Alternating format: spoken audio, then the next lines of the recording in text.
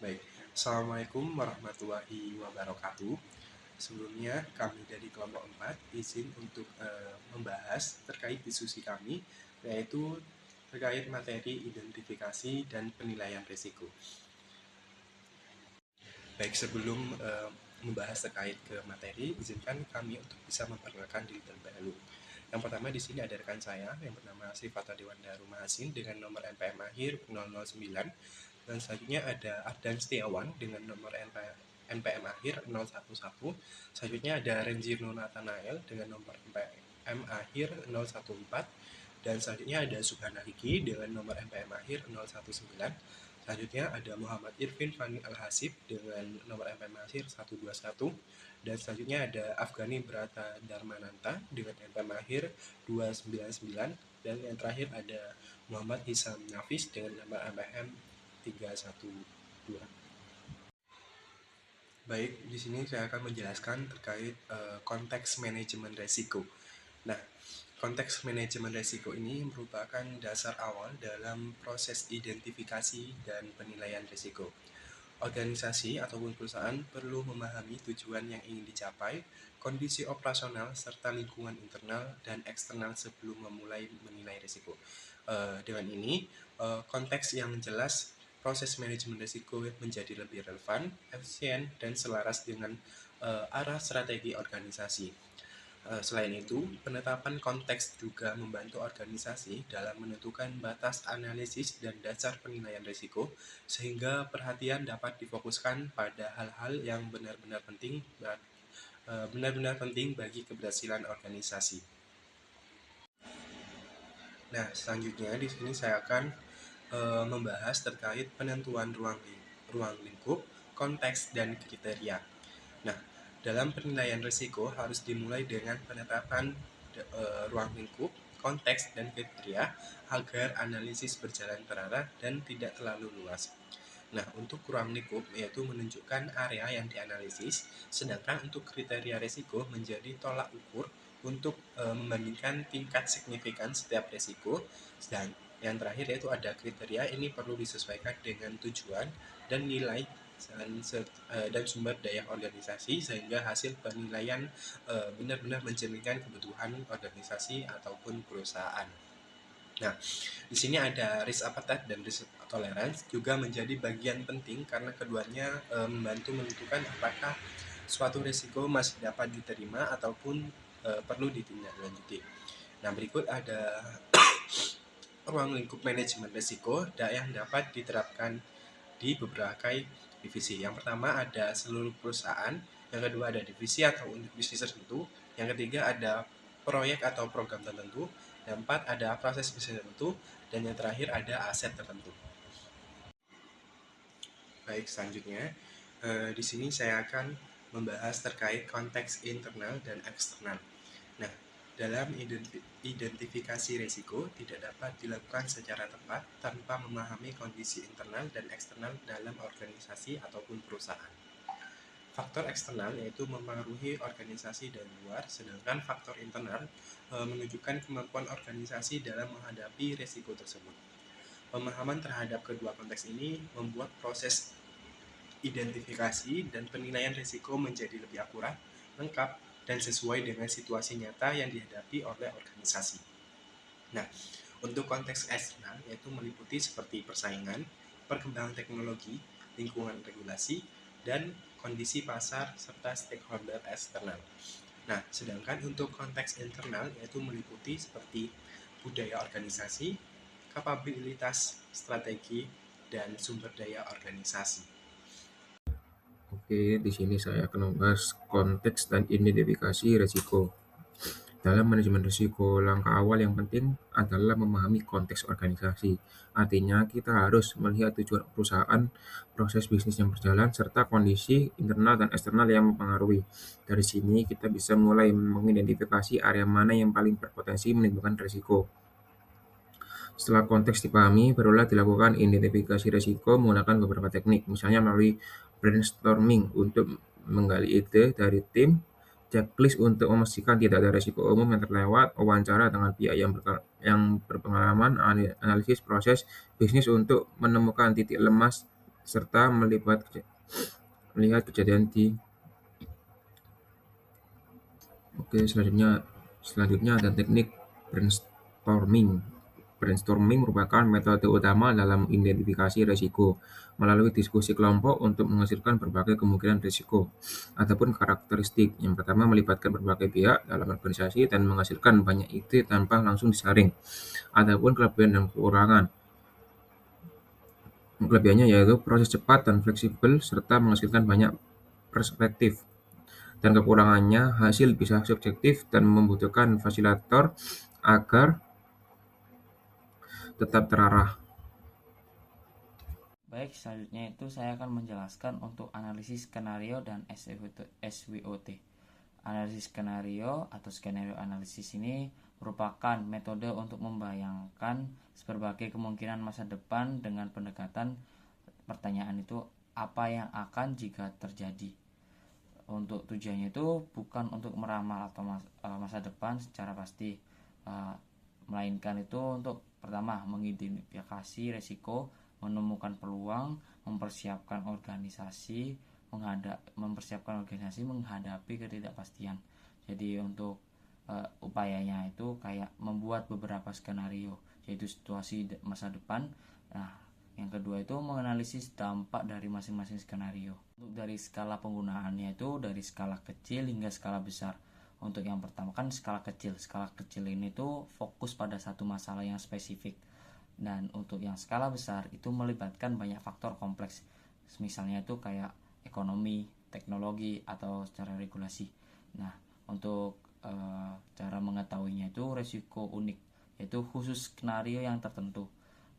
Untuk resiko umum itu muncul di hampir semua skenario. Baik, analisis SWOT. SWOT itu merupakan alat analisis untuk melihat kondisi organisasi dari sisi yang pertama ada strength atau kekuatan, yaitu ini tuh berhubungan dengan internalnya, weakness atau kelemahannya, ini juga berhubungan dengan internalnya, opportunities atau peluang, itu tuh berhubungan dengan eksternal. Yang terakhir ada threats atau ancaman, ini berhubungan dengan eksternalnya. Selanjutnya itu ada review dokumen dan checklist resiko. Untuk review dokumen dan checklist resiko itu review dokumen sendiri, cara mencari resiko dengan melihat kembali data atau catatan yang lama. Jadi seperti contoh dokumen yang dicek itu laporan audit untuk menemukan kesalahan atau kelemahannya. Laporan perusahaan itu melihat masalah dari operasionalnya, dan berita atau laporan industri melihat masalah dari di perusahaan lain. Untuk kelebihan dari review dokumen itu akan berdasarkan fakta yang nyata, jadi bukan untuk sekedar alibi atau apa-apa.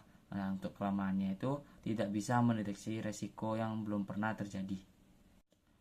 Jadi untuk checklist resiko itu sendiri itu merupakan daftar resiko umum yang biasanya sudah disiapkan sebelumnya, seperti daftar pertanyaan untuk memastikan tidak ada yang terlewat. Seperti contoh itu apakah ada resiko kerusakan alat, apakah ada risiko kesalahan manusia. Jadi itu sudah disiapkan, jadi perusahaan punya checklist itu sendiri. Untuk kelebihannya membantu agar tidak ada risiko umum yang terlewat, dan untuk kekurangannya tidak bisa menemukan risiko baru atau khusus. Untuk selanjutnya itu ada penilaian risiko kualitatif. Untuk penilaian risiko kualitatif itu merupakan metode evaluasi risiko yang berdasarkan deskripsi subjektif dan pengalaman serta penilaian ahli untuk menentukan kemungkinan atau likelihood dan dampak atau impact dalam satu risiko. Untuk konsep utamanya itu tadi ada dua, yaitu probabilitas atau likelihood untuk seberapa besar kemungkinan risiko itu terjadi. Yang kedua itu dampak atau impactnya, seberapa besar akibat jika risiko terjadi.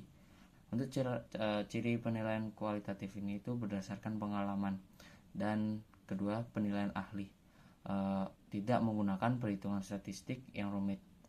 Yang terakhir itu ada konsep risiko inherent. Untuk konsep risiko inherent itu tingkat risiko dasar yang melekat pada suatu aktivitas proses atau transaksi bisnis sebelum mempertimbangkan pengendalian internal atau mitigasi lainnya.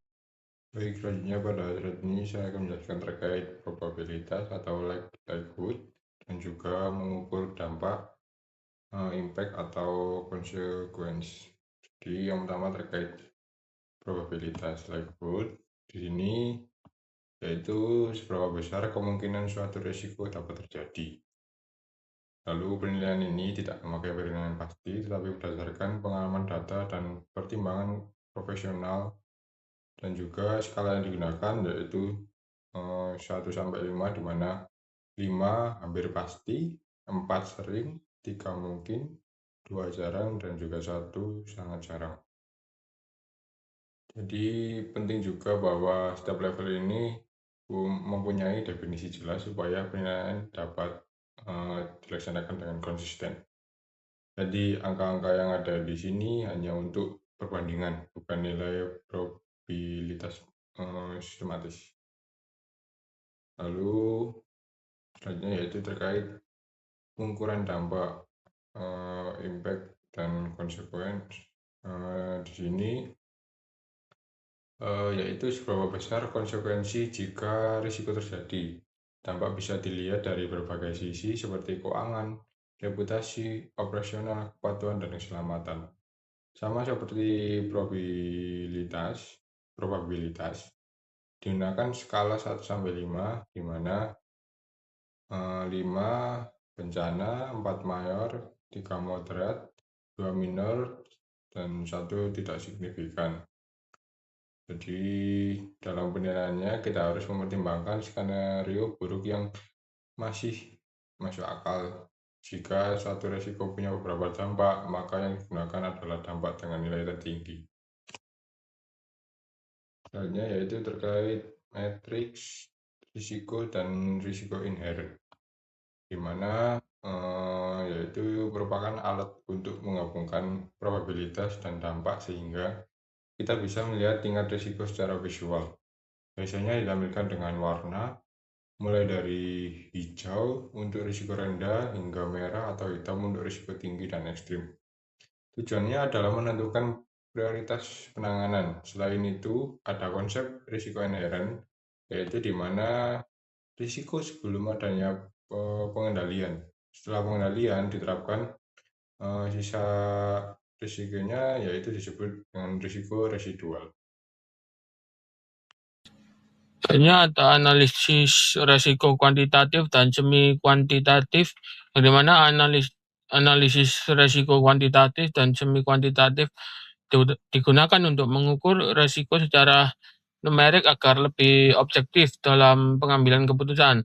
Analisis ini memakai data dan model matematika untuk menghitung dampak finansial resiko secara akurat, namun membutuhkan data besar dan kompleks. Sementara itu, semi kuantitatif menggunakan skala angka yang lebih sederhana sehingga lebih praktis. Umumnya organisasi menggunakan semi kuantitatif untuk tahap awal, lalu menerapkan semi kuantitatif pada risiko prioritas tinggi.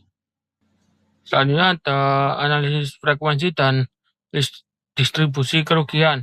Pada analisis ini digunakan untuk memahami risiko secara kuantitatif dengan melihat dua aspek utama, yaitu frekuensi, seberapa sering risiko terjadi, dan keparahan atau seberapa besar kerugian. Frekuensi ini biasanya dihitung menggunakan data historis dan distribusi risiko. Dengan menggabungkan keduanya, perusahaan dapat menghitung total potensi kerugian menggunakan simulasi seperti Monte Carlo. Hasil analisis ini membantu dalam mengukur risiko secara lebih akurat, serta digunakan untuk menemukan kebutuhan modal, batas toleransi, dan juga strategi mitigasi seperti asuransi. Selanjutnya ada expected loss, yaitu perkiraan rata-rata kerugian dari suatu risiko yang dihitung dari probabilitas kejadian. Dampak kerugian expected loss juga digunakan untuk membantu pengambilan keputusan finansial seperti menentukan cadangan kerugian dan menilai biaya serta manfaat pengendalian risiko. Namun, expected loss juga hanya menunjukkan kerugian rata-rata dan tidak menggunakan kerugian ekstrim. Oke, jadi di subbab ini kita membahas simulasi Monte Carlo. Intinya metode ini tuh digunakan untuk memodelkan ketidakpastian dengan menjalankan simulasi berulang menggunakan berbagai kemungkinan nilai. Berbeda dengan pendekatan biasa yang hanya memakai satu asumsi. Monte Carlo ini menggunakan distribusi probabilitas untuk setiap variabel seperti penjualan atau biaya. Kemudian, sistem menjalankan ribuan sekali simulasi untuk menghasilkan berbagai kemungkinan hasil. Dan hasil tersebut itu kita bisa mengetahui rata-rata hasil, peluang kerugian, serta rentang hasil yang mungkin terjadi. Selain itu, kita juga bisa melihat faktor mana yang paling mempengaruhi risiko. Jadi metode ini membantu pengambilan keputusan yang lebih akurat karena berbasis pada banyak skenario, bukan hanya pada satu prediksi.